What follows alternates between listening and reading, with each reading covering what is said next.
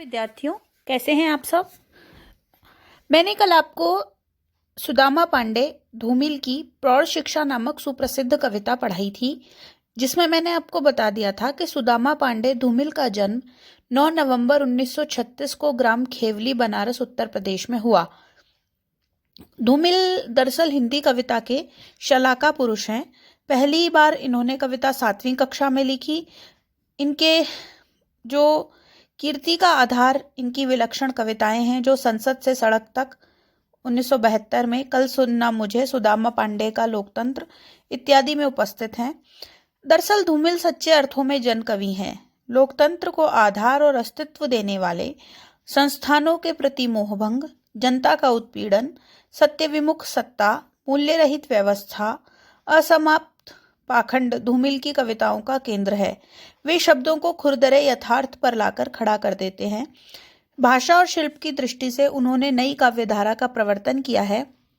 जर्जर सामाजिक संरचनाओं और अर्थहीन काव्यशास्त्र को आवेग, साहस और जिम्मेदारी और रचनात्मक आक्रोश से निरस्त कर देने वाले रचनाकार के रूप में धूमिल अविस्मरणीय हैं, ऐसा मैंने आपको बता दिया था। अब हम धूमिल की कविता मोचीराम का अध्ययन करेंगे। दरअसल मोचीराम जिस कविता की श्रेणी में आती है, यह नई या समकालीन कविता है, जिसके बारे में मैं आपको कल बता चुकी हूँ। लेकिन फिर भी अगर दरअसल नई कविता में पूर्ववर्ती कविता के प्रति विद्रोहात्मकता है।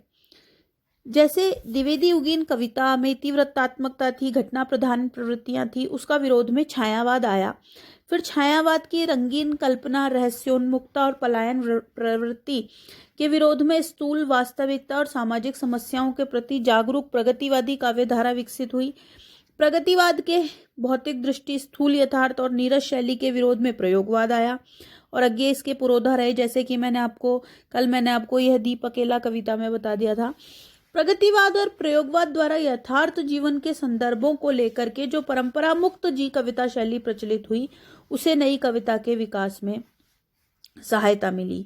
दरअसल नई कविता जो है वो आधुनिक युग की अंतर की अनुभूति समरसता के साथ नई कविता जो है वो कविता को आत्मा के स्तर पर विघटित नहीं किया जा सकता, ऐसी नई कविता मानती है। नई कविता के कवियों में गजानन माधव मुक्तिबोध, जगदीश गुप्त, धर्मवीर भारती, कुंवर नारायण, सर्वेश्वर दयाल सक्सेना, केदारनाथ सिंह, दुष्यंत कुमार, कीर्तन चौधरी, अशोक वाजपेयी, शमशेर बहादुर सिंह, लक्ष्मीकांत वर्मा, रविंद्र कुमार, गिरजा कुमार माथुर और हमारे सुदामा पांडे धूमिल भी हैं।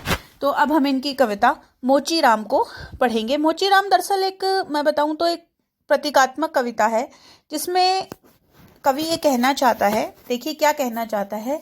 रापी से उठी आंखों ने मुझे क्षण भर टटोला और जैसे पति आए मैंने विश्वास करते हुए स्वर में वह हंसते हुए बोला, बाबूजी सच कहूँ मेरी निगाह में न कोई छोटा है न बड़ा है, मेरे लिए हर आदमी एक जोड़ी जूता है जो मेरे सामने मरम्मत के लिए खड़ा है। मोची जो जाति होती है, जिसे कॉबलर कहते हैं हम लोग, तो हम क्या करते हैं, उसके पास जाके अपने जूते ठीक कराते हैं।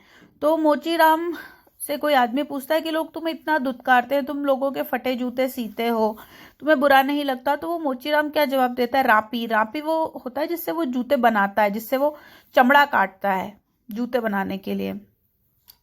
तो रापी से उठी आंखों ने मुझे एक क्षण भर टटोला और फिर विश्वास करने वाले स्वर में बोला कि मेरे लिए कोई आदमी ना कोई छोटा है ना कोई बड़ा है, जो मुझे डांट जाता है वो भी कुछ नहीं है, जिसका मैं काम करता हूँ वो भी कुछ नहीं है। दरअसल मेरे लिए हर आदमी एक जोड़ी जूता है जो मेरे सामने मरम्मत के लिए खड़ा है, जो मेरे सामने जिसको मरम्मत करनी है और मरम्मत के लिए खड़ा है।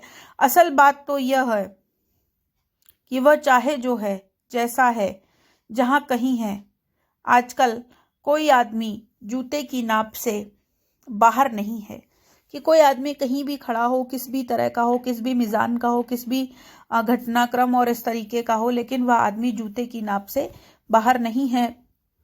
वह एक तरीके से जूता है, हर व्यक्ति एक जूता है और जूते की नाप से कोई भी बाहर नहीं है। वह जूते की नाप की तरह हर व्यक्ति के, जैसे जूते की नाप अलग अलग होती है, उसी तरह हर व्यक्ति का स्वभाव, हर व्यक्ति का सिद्धांत, हर व्यक्ति का मूड अलग अलग होता है। फिर भी मुझे ख्याल रहता है कि पेशेवर हाथों और फटे जूते के बीच कहीं ना कहीं एक अदद आदमी है। लेकिन फिर भी मैं जानता हूँ कि पेशेवर हाथों और फटे जूतों के बीच कहीं ना कहीं एक आदमी मौजूद है। उस आदमी का अस्तित्व है जिस पर टाके, जूते से झांकती हुई अंगुली की चोट छाती पर हथौड़े की तरह सहता है। जिस पर टाके पड़ते हैं, जैसे जूते पर टाके पड़ते हैं, वैसे ही आदमी पर समस्याएं रूपी टाके पड़ते हैं। जूते से झांकती हुई अंगुली की चोट छाती पर वह हथौड़े की तरह सहता है, समस्याओं का सामना करता है। यहाँ तरह तरह के जूते आते हैं और आदमी की अलग अलग नैवेयत बताते हैं। नैवेयत मतलब उसकी एक तरीके से किस्म, है ना, उसके प्रकार कि जैसे मेरे पास तरह तरह के जूते आते हैं, जैसे मैं तरह तरह के जूतों को सिलता हूँ, उसी तरह हर आदमी की अलग अलग एक तरीके से कह सकते हैं कि वो प्रकार, किस्म, या हर आदमी की अलग अलग कैफियत बतलाते हैं। सबकी अपनी अपनी शक्ल है, सबकी अपनी अपनी जूती शैली है। मसलन एक जूता है, जूता क्या है, चकत्तियों की थैली है। इसे एक चेहरा पहनता है जिसे चेचक ने चुग लिया है। देखिए मेरे पास एक जूता आया है, मैं उससे एक आदमी की तुलना करता हूँ। जिस तरीके से जूते पर चकत्ते लगे हुए हैं, उसी तरह इस जो ये मेरा जूता है, जिसे एक आदमी पहनेगा, उसे पहले ही चेचक ने खराब कर दिया है। चेचक उसको खा गई है। इस उम्मीद को तरह देती हुई हंसी है। जैसे टेलीफोन के खंबे पर कोई पतंग फंसी है। उसकी जिंदगी इतनी उहापोह में बीत रही है कि जैसे टेलीफोन के खंबे पर कोई पतंग फंसी है और खड़खड़ा रही है। बाबूजी, इस पर पैसा क्यों फूकना चाहते हो? मैं कहना चाहता हूँ कि इस चकत्तेदार जो जूता है, इस पर आप पैसा क्यों फूकना चाहते हो? नया जूता ले आओ। लेकिन उसके पास इतनी सामर्थ्य नहीं है। वो अपनी जिंदगी की उहापोह में इतना उलझा हुआ है कि वह जूते कहाँ से लाए, और वह कहीं से भी अपनी जिंदगी को खराब नहीं करना चाहता, और वो किसी भी प्रकार का उस पर खर्चा नहीं करना चाहता, और वो जिंदगी की उल्टी सीधी कैफियत में उलझा हुआ है। अब विद्यार्थियों, हम आगे पढ़ेंगे।